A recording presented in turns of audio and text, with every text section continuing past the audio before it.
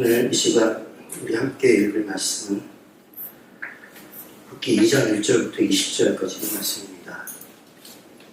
룻기 2장 1절부터 20절까지 말씀입니다. 저와 한 절씩 교독하시겠습니다. 담임 목사님의 특별한 말씀에 따라서 말씀의 크기를 키워서 뒤에서도 다 보일 수 있도록 교회 밖에서도 보일 수 있도록 하겠습니다. 따라오기 계신 분 없을 것 같습니다. 제가 먼저 읽겠습니다. 나오미의 남편 엘리멜렉이 친족으로 유력한 자가 있으니 그의 이름은 보아스더라. 모압의 룻이 나오미에게 이르되 원하건대 내가 밖으로 가서 내가 그에게 은혜를 입었으니 그를 따라서 제사를 지키리이다 하니 나오미가 그에게 이르되 내 따라 갈지어다 하니 룻이 가서 배는 자를 따라 밭에서 이삭을 줍는데 우연히 엘리멜렉이 친족 보아스에게 속한 밭에 이르렀더라. 마치 보아스가 베들레헴에서부터 와서 배는 자들에게 이르되 여호와께서 너희와 함께 하시기를 원하노니 그들이 대답하되 여호와께서 당신에게 복 주시기를 원하나이다 하니라. 보아스가 배는 자들을 거느린 사원에게 이르되 이는 누구의 소녀냐 하니 배는 자를 거느린 사원이 대답하여 이르되 이는 나오미와 함께 모압 지방에서 돌아온 모압 시므에게 그의 말이 나로 배는 자를 따라 단 사이에서 이삭을 죽게 하소서 하였고 아침부터 와서는 잠시 집에서 쉰 후에 지금까지 계속하는 중이니이다. 보아스가 모세에게 이르되 내 따라 보라 이삭을 주러 다른 밖으로 가지 말며 여기서 떠나지 말고 나의 소녀들과 함께 있으라. 그들이 배는 밭을 보고 그들을 따르라. 내가 그 소년들에게 명령하여 너를 건드리지 말라 하였느니라. 목이 마르거든 그릇에 가서 소년들이 기러운 것을 마실지니라 하는지라.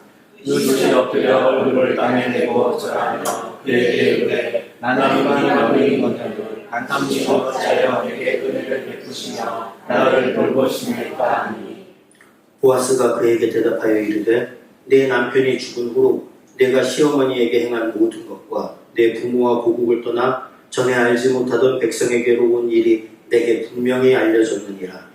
여호와께서 내게 행한 일에 보답하시기를 원하며 이스라엘의 하나님 여호와께서 그의 날개 아래에 보호를 받으러 우리에게 온전한 삶을 주시기를 원하노라 하는지라.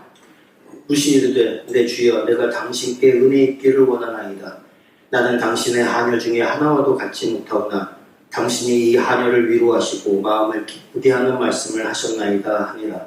식사할 때에 보아스가 룻에게 이르되 이리로 와서 떡을 먹으며 내 떡을 꿀에 지으라 하고 룻이 곡식되는 자 곁에 앉으니 그가 볶은 곡식을 주매 룻이 배불리 먹고 남았더라. 룻이 이삭을 주우러 일어날 때 보아스가 자기 소년들에게 명령하여 이르되 그에게 곡식단 사이에서 죽게 하고 책망하지 말며 또 그를 위하여 곡식 다발에서 조금씩 뽑아버려서 그에게 죽게 하고 꾸짖지 말라 하니라. 룻이 밭에서 저녁까지 죽고 그 주운 것을 꺼니 보리가 한 에바쯤 되는지라. 그것을 가져가서 소문을 들어가서 시온에게 그 좋은 것을 들고 그가 그를 입고 다니는 것을 내가 혹시 그에게 시어머니가 그에게 이르되 오늘 어디서 주었느냐 어디서 일을 하였느냐 너를 돌본 자에게 복이 있기를 원하노라 하니 룻이 누구에게서 일했는지를 시어머니에게 알게 하여 이르되 오늘 일하게 한 사람의 이름은 보아스니이다 하는지라. 나오미가 자기 며느리에게 이르되 그가 여호와로부터 복 받기를 원하노라. 그가 살아있는 자와 죽은 자에게 은혜 베풀기를 그치지 않으라. 나오미가 또 그에게 이르되 그 사람은 우리와 가까우니 우리 겨울을 물을 자 중에 하나이니라. 아멘. 잠시 기도하시겠습니다. 사랑과 은혜가 충만하신 하나님 아버지 감사드립니다. 오늘 이 시간 저희 예배 처소에 모여서 주님의 크신 은혜 감사하고 찬양드리고 그리고 주께서 저희에게 주시는 생명의 말씀 그리고 그 말씀 속에 숨겨진 메시지를 같이 생각해 볼 수 있는 귀한 시간 허락해 주셔서 감사드립니다. 아멘. 주님, 이 시간 저희와 함께 하시고 저의 영의 눈을 뜨게 하여 주셔서 말씀을 정하는 자와 듣는 자 모두가 하나님의 그 생명의 말씀을 온전히 받아들이고 그것을 삶에 적용해서 선한 열매를 얻을 수 있는 귀한 시간 될 수 있도록 주님 인도하여 주시옵소서. 아멘. 예수 그리스도의 이름 받들어 간절히 바라며 기도합니다. 아멘. 이제 아시는 분들은 다 아시겠지만 제가 감기 몸살에 인후통에 근육통까지 종합선물 세트를 받았습니다. 지난주 금요일에는 아침까지도 교회에 나오는 문제가 아니야 심각하게 상의를 할 정도로 좀 컨디션이 좋지 못했습니다. 나오긴 했지만 결국 조퇴를 했고 그래서 지난주 금요일 예정되었던 설교를 오늘 해야 하게 됐습니다. 이 바쁜 일상 속 살아가다 보면 한 10일 전에 한 설교에 대한 기억을 되살리는 것도 그리 쉽지는 않습니다. 지난 수요일 저는 룻기 1장 말씀을 가지고 설교를 했습니다.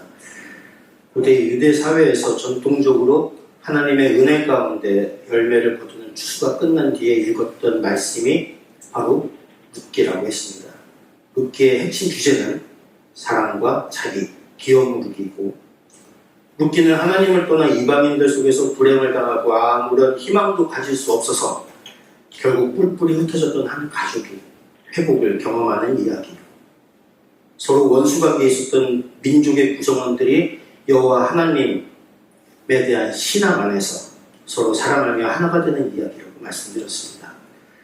모압 사람인 룻이 이스라엘 사람인 나오미를 떠나지 않고 끝까지 함께하며 서로 하나가 됩니다. 그리고 이스라엘 사람인 보아스는 모압 사람인 룻을 따뜻하게 배려하고 결국 두 사람이 결합해서 하나가 됩니다. 그리고 이 이방 여인을 통해서 이스라엘의 왕인 다윗이 태어납니다.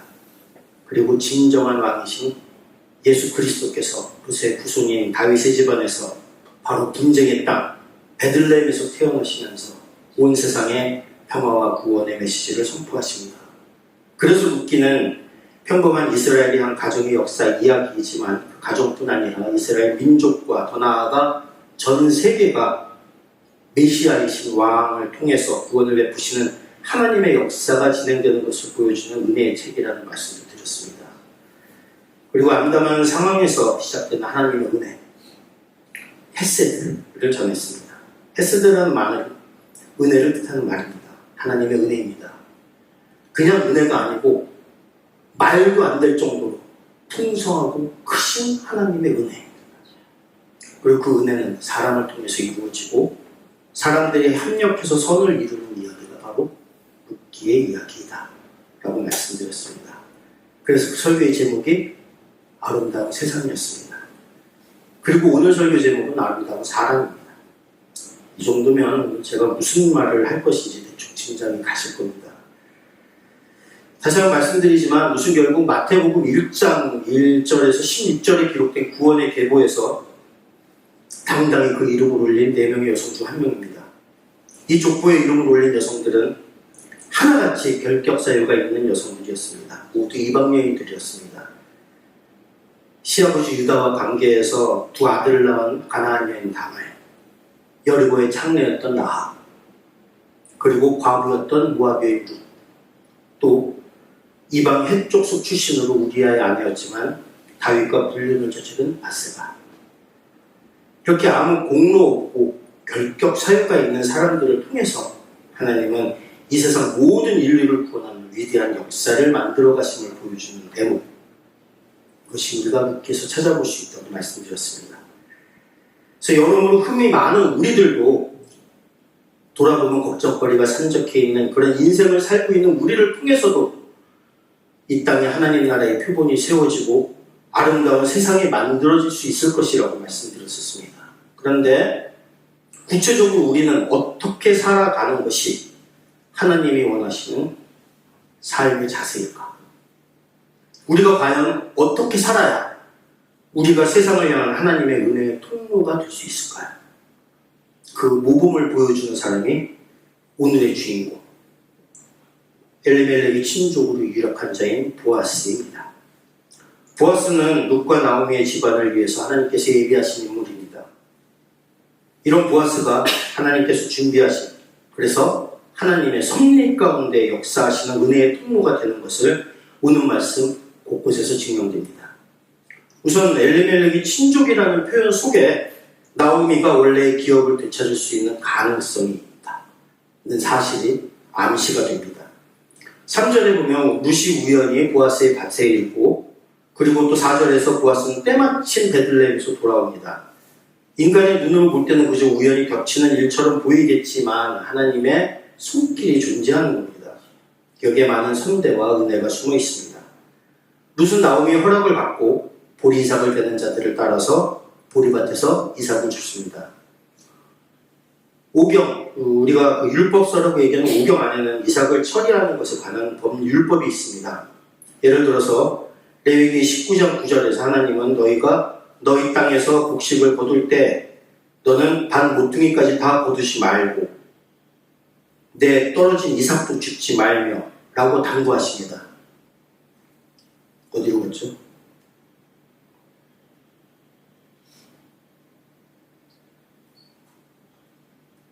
여기 같아요. 그죠? 도움 같아요.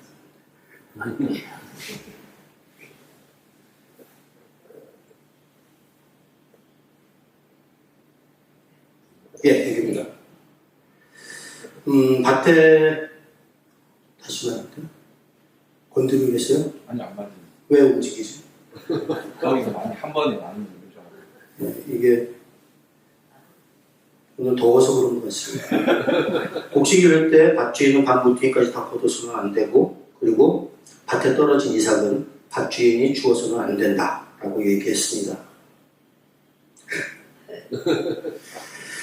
그러니까 자동으로 넘어가고 있네요. 좀 봐주시겠습니까? 네, 제가 예. 해드리겠습니다. 부탁드립니다. 이것은 가난한 사람과 외국인 나그네와 고아와 과부를 돌보기 위한 아주 자비로운 율법입니다. 그런데 이 이삭 줍기는 한창 추수를 하고 있는 밭에서는 할 수 없는 일입니다. 그리고 베어낸 단을 묶어서 세우고 있는 밭에서도 할 수 없고, 묶어둔 단이 아직 서 있는 밭에서도 할 수 없는 일입니다. 이삭 줍기는 오직 그 보릿단들을 모두 곡식 창고나 타작마당으로 옮기고 일하는 사람들이 모두 떠난 뒤에야 다른 사람들이 와서 그 밭에서 할 수 있는 일이었습니다. 그래서 신명기 24장 19절에 보면 주인이라도 잊어버리고 가져가지 못한 단은 다시 가져갈 수 없고 밭에 그대로 두어서 이삭 줍는 사람들이 가져가도록 하라, 이렇게 얘기했습니다. 어찌됐건 수확이 진행 중인 밭에서는 이삭 줍기는 허락되지 않습니다. 그러니까 7절에서 룻이 나로 베는 자를 따라 단 사이에서 이삭을 줍게 하소서라고 요청하는 것은 율법이 정한 이삭 줍기 규정을 훨씬 뛰어넘는 요청이었습니다. 더욱이 그 요청은 당연히 밭의 주인인 보아스에게 해야 되는데 베는 자를 거느린 사환에게 얘기합니다. 그리고 줍기 시작합니다. 보아스가 저 여자 누구냐라고 물었을 때 사원의 대답도 대단히 묘합니다. 아침부터 와서 잠시 집에서 쉰 것 이외에 지금까지 계속 열심히 일하는 중입니다. 아주 성실한 여인이라고 칭찬을 합니다. 결국 보면은 그렇게 관행의 수준을 넘어서 아주 성실하게 남의 밭에서 그 사람의 재산을 축내고 있었습니다. 그런데 이것을 아는 보아스는 룻에게 추수가 끝난 다른 밭으로 가라라고 얘기하지 않습니다. 한 걸음 더 나아가서 다른 밭으로 가지 말며 여기서 떠나지 말고 나의 소녀들과 함께 있으라 라고 합니다. 추수를 하면서 떨어진 것들을 줍고 있는 종들이 있었는데 그들과 함께 이삭을 주우라고 허락한 겁니다. 9절에서는 그를 위한 배려의 모습이 나타납니다. 그들이 베는 밭을 보고 그들을 따르라. 보리를 베는 사람들의 뒤를 보아스의 여종들이 이삭을 주우며 따르고 있었습니다. 이들이 지나고 나면 줄 수 있는 이삭이 줄어들 수밖에 없습니다. 그런데 그들이 베는 밭을 보고 그들을 따라가라고 하는 것은 주울 이삭이 많은 것을 알려주는 겁니다. 저기가 많으니까 저쪽 가서 주어라. 내가 그 소년들에게 명령하여 너를 건드리지 말라 하였느니라. 보아스 집안의 일꾼들이 룻이 이삭 줍는 것을 막아서지 못하도록 당부까지 했습니다. 목이 마르거든 그릇에 가서 소년들이 비로운 것을 마실지니라 하는지라. 밭에서 일해본 사람만이 받는 일이 얼마나 힘든지, 얼마나 짐 빠지고 땀나는 일인지 압니다. 목이 탈 때 멀리까지 가서 물을 길어올 필요 없이 힘센 남자들이 이미 길어온 물을 마셔라. 대단한 특혜입니다. 식사 때 룻을 불러서 자신과 자신의 일꾼들을 위해 준비한 식사를 함께 나눠줍니다. 여기 와서 초를 찍어 먹어라. 이스라엘 사람들이 식사 자리에 초대한다는 것은 한 식구처럼 여긴다는 의미입니다. 둘의 혼인을 암시하는 대목입니다. 그리고 이번에는 아예 곡식단 사이에서 죽을 수 있도록 배려해 줍니다.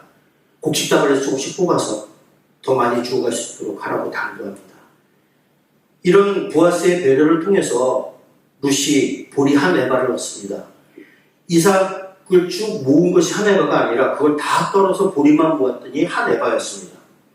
이 에바는요, 부피의 단위입니다. 부피의 단위인데 한 에바는 15멜입니다. 5멜은 또 얼마냐? 출애굽기 16장에 나오는 만나 사건에 보면은 사람이 만나를 걷어들일 때 한 5멜을 걷어들였습니다. 그 한 5멜이 한 사람의 하루치 양식이었습니다. 그러면 15멜이라 한다면 한 사람이 열흘 동안 배불리 먹을 수 있는 양을 하루 동안에 거뒀다는 겁니다. 나오미도 베들레헴 출신이었으니까 하루 종일 이삭을 주었을 때 얼마 정도 거둘 수 있었는지 분명히 알았을 겁니다. 그래서 묻습니다. 이렇게 많은 보리를 줄 수 있도록 허락한 사람이 누구냐? 그 사람이 보아스인 것을 알고 난 뒤 이렇게 말합니다. 그가 여호와로부터 복받기를 원하노라. 그가 살아있는 자와 죽은 자에게 은혜 베풀기를 그치지 아니하도다. 제가요? 예. 이 말은요, 대단히 중의적인 표현입니다. 그가 여호와로부터 복받기를 원하노라. 여기서 그는 분명히 보아스를 얘기하겠죠. 그런데 그 다음에 그가 살아있는 자와 죽은 자에게 은혜 베풀기를 그치지 아니하도다. 여기서 그는 누구냐? 히브리 문법에 따르면 이런 대명사가 나올 때 그 대명사는 바로 앞에 나오는 명사를 대신하는 대명사입니다. 그러면 뒤에 나오는 그를 대신하는 대명사는 여호와이기가 쉽습니다.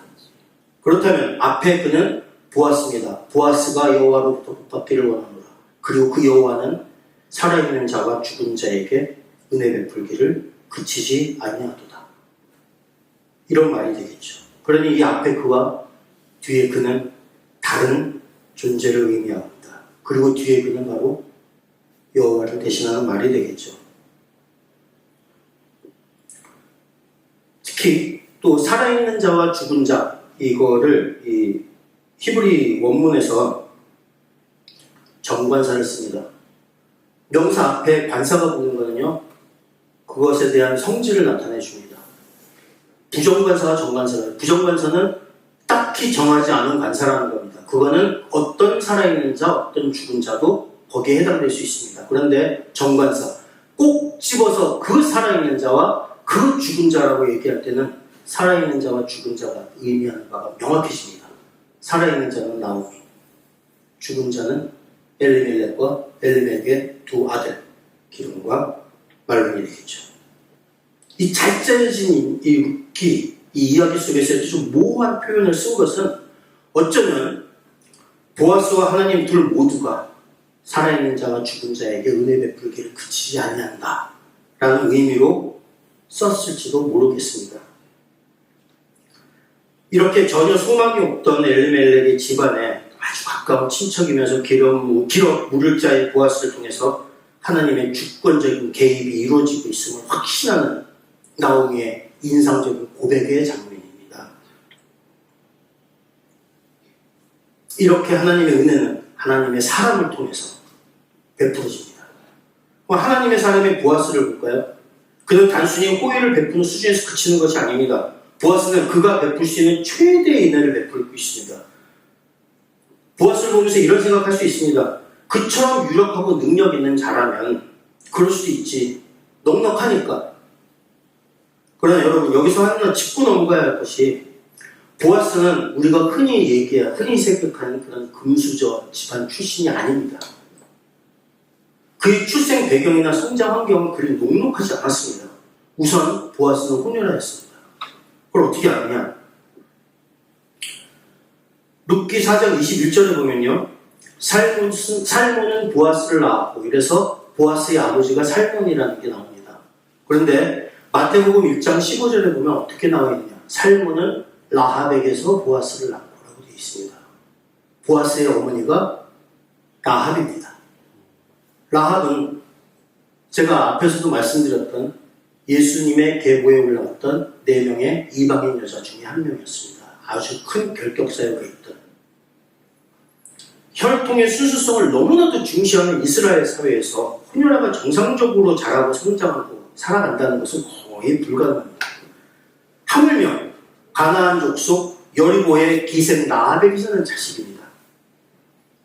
나중에 주일 이 오후 예배 설교 시간에 다루겠지만 사사기 11장에 보면은 입다라는 사사가 나옵니다. 입다는 큰 용사라 이렇게 시작됩니다. 그런데 입다는 길르앗이 기생에게서 나온 아들이었습니다. 그 어머니가 기생이었기 때문에, 이스라엘 사람이었지만 기생이었기 때문에 정실 자식들은 그에게 너는 아버지 집에서 기업을 물을 자격이 없다 라면서 쫓아냅니다. 경원시하고 추방해버립니다. 어려서부터 이방인의 자식, 기생의 자식이라는 손가락질을 받고 경원시되었을 것이 분명한 보아스입니다. 비록 유력한 자로 성장한 보아스지만 혈통적으로 결정적인 흠이 있는 그한테 누가 딸을 선뜻 내주려 했을까? 저는 거의 가능성이 없다고 생각합니다. 정확히 얘기하면 거의 가능성이 없다고 생각하는 신학자들의 의견에 동의합니다.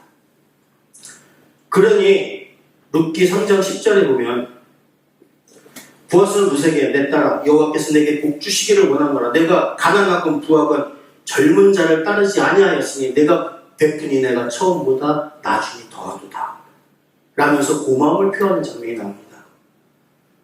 그래서 룻기 4장 12절에서 마침내 둘이 가정을 이룰 때 성읍 사람들은 여호와께서 이 젊은 여자로 말미암아 내게 상속자를 주사 내 집이 다말이 유다에게 나와준 베레스의 집과 같게 하시기를 원하노라 하니라 라고 축복하는 장면이 나옵니다. 보아스라는 이름은 그 안에 능력이 있다, 민첩하다고 이런 의미가 담겨져 있다고 합니다. 베들레헴에 기근이 들어서 엘리멜렉도 모압 땅으로 이주를 했는데 보아스는 남아서 자기 밭을 잘 관리를 하고 성실히 돌봅니다. 그래서 나오미와 룻이 다시 베들레헴으로 돌아올 때 그의 밭에서는 이미 추수가 진행되고 있을 만큼 능력 있는 사람이었습니다. 어려운 환경 속에서 가진 능력을 최대한 활용해서 성실히 살아온 보아스는 비록 흠이 많은 출생 배경을 가지고 있었지만 능력 있고 유력한 자로 성장합니다. 그리고 그 후에도 어린 시절을 생각하면 자신을 경원시하고 무시했던 사람들을 한테 그것을 그대로 갖는 것이 아니라 결코 교만하거나 그들을 원망하지 않고 온유하게 그들을 섬깁니다. 심지어 보아스의 아들 오벳의 이름의 뜻은 섬김입니다. 3장에 보면 타작마당에서 룻의 마음을 확인한 보아스는 룻께서 가장 핵심적인 축복의 말을 합니다. 그리고 이제 내 딸아 두려워하지 말라. 내가 네 말대로 내게 다 행하리라. 보아스의 입을 통해서 하나님께서 주시는 축복의 말씀입니다. 그는 기업물을 책임이 자신에게 있지 않은 것을 알고 있습니다. 그럼에도 불구하고 그 책임을 떠안기 위해 나섭니다. 그런데 그보다 더 가까운 기업 물을 자가 자기 기업에 손해가 될까봐 기업 물기를 거부합니다. 언젠가 희년에 대해서 특별히 설교할 기회를 제가 따로 생각하고 있습니다. 그때 상세하게 다루겠지만 기업을 물은다는 것은 손해를 보더라도 나보다 더 어려운 이웃들을 돕는다는 뜻입니다. 희년 사상과 관련이 있습니다. 보아스는 기꺼이 룻을 위해서 그리고 나오미를 위해서 기업 물기를 자청하는 겁니다. 보아스가 보여주는 이 섬김의 자세는 마태복음 5장에 나오는 예수님의 가르침과 결을 같이 합니다. 나는 너희에게 이르노니 약한 자를 대적하지 말라. 누구든지 내 오른편 뺨을 치거든 왼편도 돌려대며 또 너를 고발하여 속옷을 가지고자 하는 자에게 겉옷까지도 가져가야 하며 또 누구든지 너로 억지로 오리를 가게 하거든 그 사람과 심리를 동행하고 내게 구하는 자에게 주며 내게 꾸고자 하는 자에게 거절하지 말라. 이것이 은혜, 메시지입니다. 주님께서 우리에게 가르쳐 주시는 헤세드를 베푸는 자세입니다. 헤세드는 법적인 의미가 전혀 없는 상태에서 받는 사람에게는 아무런 조건이 주어지지 않고 오로지 주는 사람의 마음속에서 사랑과 긍휼이 가득 차서 베풀지 않고는 견딜 수 없는 심정으로 베푸는 것, 이것이 헤세드입니다. 아멘. 하나님은 바로 이런 심정으로 우리에게 은혜를 쏟아 부어주시고 계시는 겁니다. 아멘. 하나님께서 인간에게 부어주시는 이 은혜도 이 단어로 표현되어 있고 사람과 사람과의 관계에서 베풀어지는 은혜 역시 이 헤세드라는 단어로 표현합니다. 하나님의 사람 보아스가 보여주는 헤세드는 바로 오늘 우리 그리스도인들의 삶의 모습이 어때야 하는가에 대한 지표가 되는 것입니다. 법적인 의무가 전혀 없는 이방 여인인 룻이 굳이 나오미를 따라온 것은 룻이 보여준 인애입니다. 그리고 룻이 나오미에게 베푸는 헤세드였습니다. 법적인 의무가 없음에도 율법이 정한 수준을 훨씬 뛰어넘는 호의를 베푸는 보아스의 행동은 그가 룻을 통해 엘리멜렉의 집안에 베푸는 헤세드입니다. 그리고 이 모두는 룻과 보아스를 통해서 나오미와 룻에게 베푸는 하나님의 헤세드입니다. 그리고 이들을 통해서 하나님이 예비하신 이스라엘의 왕 다윗이 태어납니다. 그리고 이 하나님의 헤세드의 최고의 절정은 이 세상 모든 죄인을 구속하시고 구원하실 진정한 왕 예수 그리스도의 탄생을 나타납니다. 하나님의 사람 보아스를 통해서 룻과 나오미와 엘리멜렉이 집안에 베풀어진 그 은혜는 예수 그리스도를 통해 그를 믿는 모든 사람에게 베풀어진 하나님의 은혜인 것입니다. 그리고 하나님께서는 룻을 통해서 그리고 보아스를 통해서 그리고 예수 그리스도를 통해서 우리에게 그리고 세상을 향해서 하나님의 은혜를 하나님의 헤세드를 베푸는 통로가 되기를 당부하고 계십니다. 좀 뒤집어 볼까요? 하나님의 말씀을 따르는 자가 점점 희귀해져 가던 사사의 시대에 하나님의 택한 백성이었던 순수 유대인 엘리멜렉은 나의 하나님은 왕이시다라는 신앙 고백의 뜻을 가진 이름을 가진 이 엘리멜렉은 말로만 하나님을 경외했습니다. 그리고 세상 유익을 쫓다가 모든 것을 가해를 부리고 죽음합니다.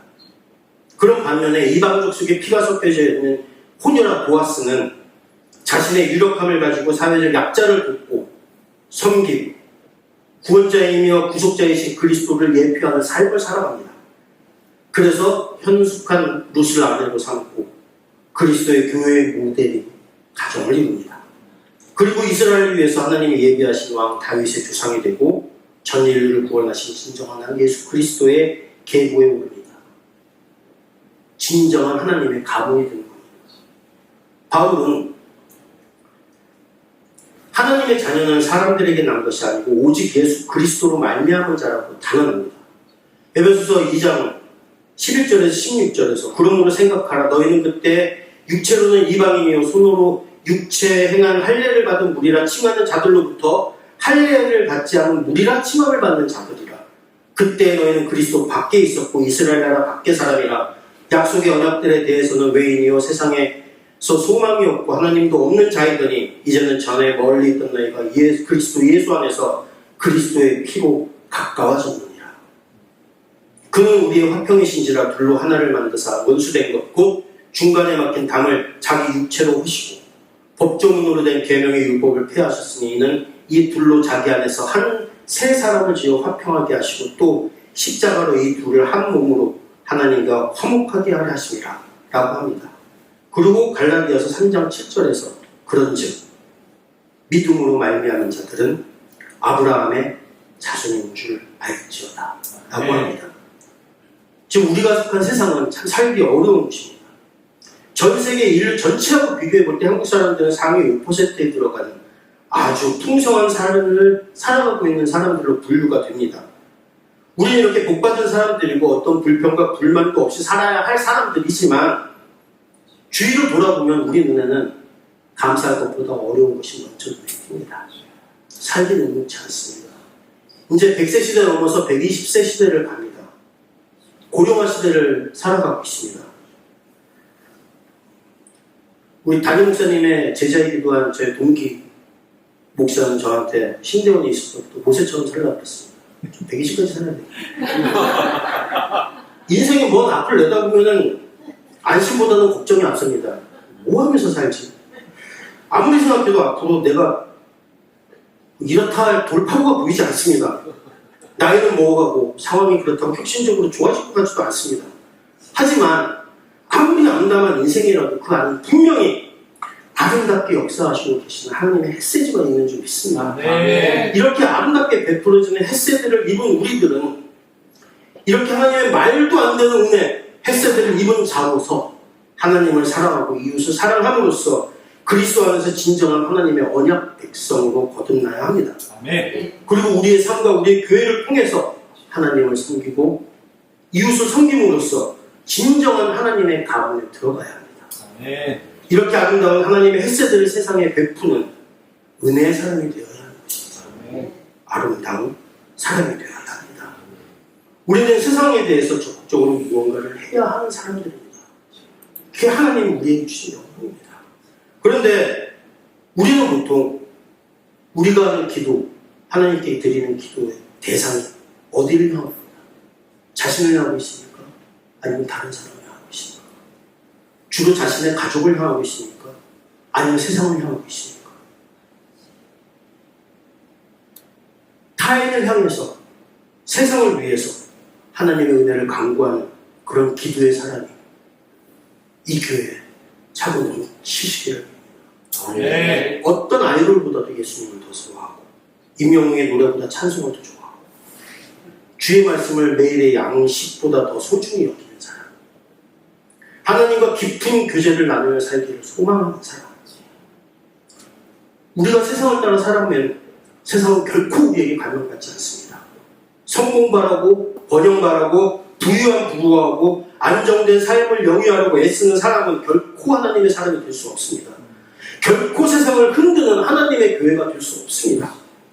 결코 하나님의 햇새들을 베푸는 은혜의 통로가 될 수 없습니다. 여러분의 마음이 무엇보다 하늘의 거룩함을 좀 있기를 원합니다. 아멘. 주의 어려운 사람들을 돌아보고 그들을 향한 긍휼의 마음으로 은혜를 베풀고 싶어서 견디지 못하는 사람이 되기를 원합니다. 아멘. 정말 하나님을 만난 사람들이, 정말 하나님의 은혜 속에서 사는 사람들이 어떻게 지금의 한국교회 같은 모습을 볼 수 있겠습니까? 주님이 주신 그 크신 은혜와 사랑에 대해서 더없이 큰 감사와 감동으로 살아가는 사람이라면 아까 그 감사해라는 찬양이 입에서만 나오는 찬양으로 끝날 수가 없습니다. 이런 사람들이 모여서 교회를 이룰 때 하나님께서는 그 놀라운 구원의 역사에 우리를 포함시켜 주실 것을 믿습니다. 아멘. 그리고 그 사람들을 통해서, 우리를 통해서 합력하여 선을 이루도록 일하실 줄 믿습니다. 아멘. 우리를 도구로 사용하시는 그 은혜에 적극적으로 들어가고 능동적으로 동참하는 저와 여러분이 되시길 간절히 축원합니다. 아멘. 어렵고 힘든 삶 속에서도 강권적으로 역사하고 계시는 하나님의 햇새도 있습니다. 이거 우리가 발견해야 합니다. 그리고 이걸 우리 삶 속에서 적용해야 합니다. 그리고 능동적으로 우리 주위를 향해서, 이웃을 향해서, 사회 소외받는 구석을 향해서 선대하는 햇새들을 행해야 합니다. 그래야 이 땅에 하나님 나라의 표본이 세워지고 그들의 삶만 나아지는 것이 아니라 우리 삶도 더욱더 풍성해지도록 하는 그런 하나님의 삶이 될 것이라고 믿습니다. 아멘. 이제 눈을 감으시고 오늘 말씀을 통해서 하나님께서 우리에게 원하시는 바가 무엇인지 생각하면서 기도하시기 바랍니다. 온전하지 못하고 자랑할 것이 없는 출신이어도 그리스도 안에서 우리는 언약 백성임을 믿습니다. 하나님의 말도 안 되는 햇새들을 입은 자임을 믿습니다. 이제 하나님께서는 우리가 하나님으로 받던 은혜를 그대로 세상을 향해 베풀고 섬기는 아름다운 사람이 되기를 원하십니다. 하나님의 말씀을 현실로 만들어서 우리가 몸담은 이 세상을 아름다운 세상으로 변화시키는 하나님의 축복과 통로가 되기를 원하십니다. 주님, 우리가 주께서 세상을 위해 준비한 하나님의 사람이 되길 원합니다. 저희를 들어 사용하여 주시옵소서. 저희 눈이 주님의 눈길이 머무는 그곳을 향하고 우리의 섬김의 손길이 고통으로 아픔으로 신음하는 사람들을 위로하는 그런 주님의 햇새의 창구가 되게 해주시옵소서. 우리 다 크게 주여 한번 외치고 기도하시기 바랍니다. 주여 주여 감사드립니다. 주님 국기를 통해서 이제 저희에게 하나님의 메시지가 어떻게 역사하는지 어떤 사람을 통해서 메시지가 현실을 이루어주는 하나님께 하시는 감사드립니다. 주님 아버지요 저희 부족한 사람들 아버지 살기 없는 아버지 저희 모든 은혜를 나누자 아버지 감사를 나누자 아버지 예수님의 뜻임으로 하나님의 축복의 은혜의 아버지 하나님이여 복이 되는 그런 삶을 하나님 아버지 우리의 하나님의 놀라운 믿음의 계보와 믿음의 가문과 믿음의 유산을 증거하는 가정이 되지 하여 주시옵소서. 이 가운데서 아버지 하나님 합시하여 이스라엘의 아버지는 엎드려 그 세상에 나의 그 기도를 통하여 감사하시는 주여 하나님 우리의 기도를 아버지 우리의 외치는 우리의 간절함을 감사하는 주여 우리의 삶의 자리가 땅끝이 되어 복음을 증거하는 감사스러운 주여 아버지 하나님 복음의 사는 나의 삶이 되게 하여 주시옵소서. 아버지 아버지 하나님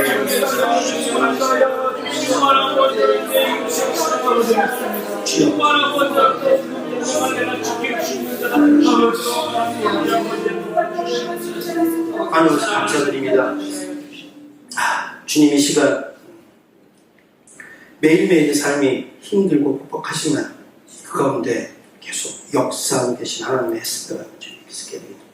그런 귀한 시간 주셔서 감사드립니다. 아멘. 주님 저희가 가지지 못한 것에 눈을 돌리고 세상의 유익에 눈을 돌리는 대신 아버지의 은혜 가운데 저희가 받은 것에 눈을 돌리고 우리가 받은 복을 세워보고 그 복을 아버지 저희 주위 사람들에게 전심으로 진심으로 기쁘게 베풀고 섬기는 그런 메시지의 사람이 될 수 있도록 주님 저희를 들어 사용하여 주시옵소서. 아멘. 그래서 저희를 통해서 아버지 이 땅에 아름다운 교회가 세워지고 아름다운 세상이 만들어지고 아버지 하늘나라의 모델이 되는 복된 사회가 이루어져 나갈 수 있도록 아버지 저희를 은혜의 창고로 사용하여 주시옵소서. 모든 말씀 예수 그리스도의 이름으로 간절히 바라고 기도합니다.